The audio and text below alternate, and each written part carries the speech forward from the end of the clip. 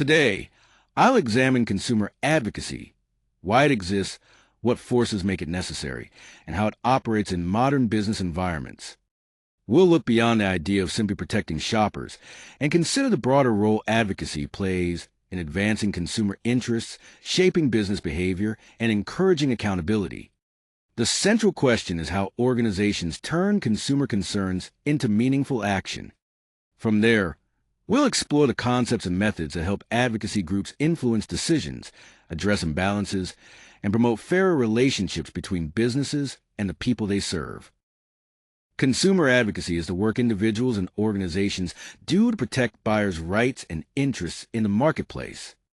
At its core, it addresses the power imbalance between large corporations and individual consumers, helping ensure that people can make informed choices and receive fair treatment. Its scope is broad, extending beyond product safety to include pricing, data privacy, truth in advertising, and other marketplace concerns. In that sense, consumer advocacy brings together economics, ethics, and public policy to promote accountability and fairness. Consumers need advocates because the marketplace is not always an equal conversation.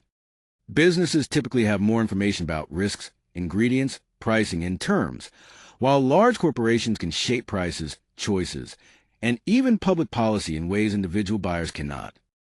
At the same time, complex industries like finance, healthcare, and technology make informed decisions increasingly difficult. And with global supply chains, responsibility can be hard to trace when something goes wrong. Advocacy helps close these gaps by giving consumers a stronger voice, better information, and support when accountability is needed. Consumer advocacy rarely appears out of nowhere. It usually follows a pattern of harm or a highly visible failure that captures public attention and creates pressure for change.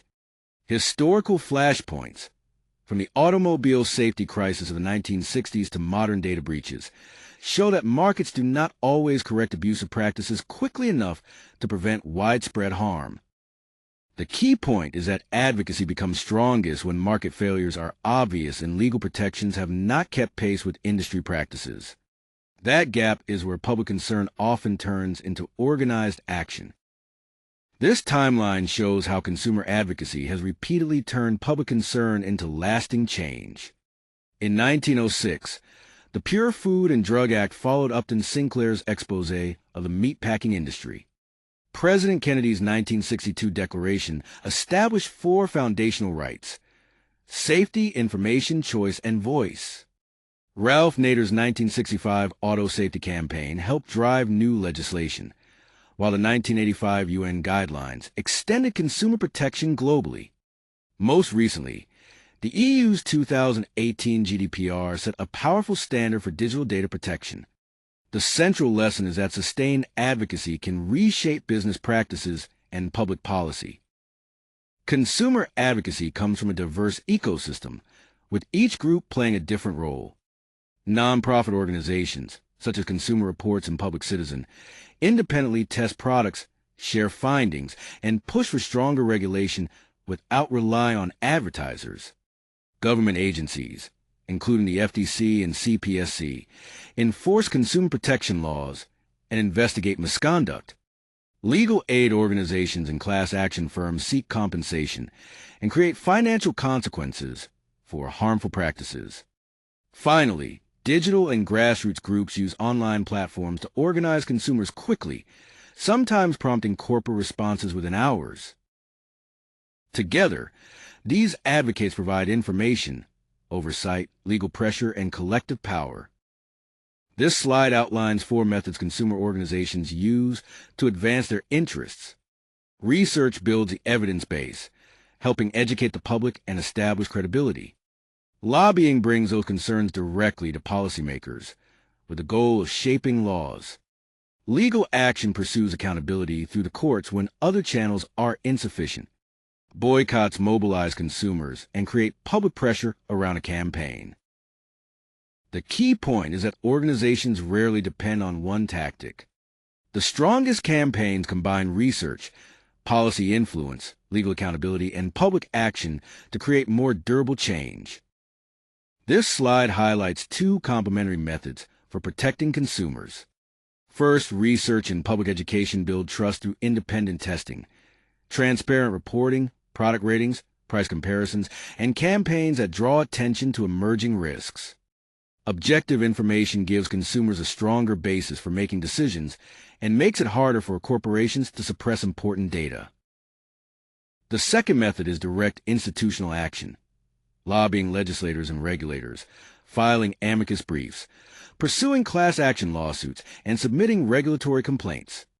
Together, these tools can shape policy, enforce consumer rights, redistribute recovered funds, and trigger formal investigations.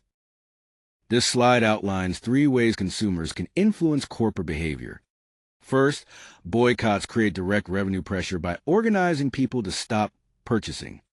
The Nike example shows how public pressure can push companies to overhaul supply chain standards. Second, media and social campaigns can amplify consumer voices quickly, with an expose or hashtag movement reshaping brand perception and even affecting stock price. Third, certification and labeling make ethical choices visible at the point of purchase. Labels such as Fair Trade, Energy Star, and non-GMO help consumers vote with their wallets. Consumer advocacy creates consequences that extend well beyond public debate. First, successful campaigns can lead to new regulations, increasing costs for compliance, product redesign, and legal support. Second, reputational risk is immediate. In a social media environment, consumer backlash can damage years of brand equity in a very short time. But advocacy also creates opportunity. Companies that demonstrate transparency, sustainability, and fairness can strengthen loyalty and potentially earn premium pricing. The strategic takeaway is clear. Ethical conduct is not just offensive. It can become a source of competitive advantage. The key takeaway is that power imbalances drive advocacy.